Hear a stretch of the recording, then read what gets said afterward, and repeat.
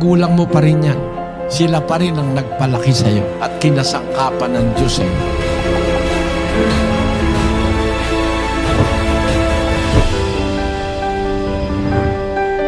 Ano ba ang kahulugan ng kasalanan?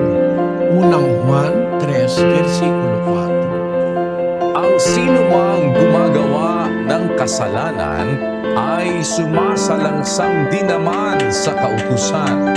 At ang kasalanan ay ang pagsalangsang sa kautusan. Ayaw mo sundin ng kautusan, nagkakasala ka. Isa pang paraan kaya ka nagkakasala, yung 4:17 ng Santiago. Sa nakakaalam nga ng paggawa ng mabuti at hindi ginagawa, ito'y kasalanan sa kanya. Pagka lumalabag ka sa kautusan, nakakagawa ka kasalanan. Pag alam mo naman yung mabuti, di mo naman ginagawa, kasalanan pa rin ang ginagawa mo. Tanong, yung bang magulang mo, mabuti ba na tulungan mo?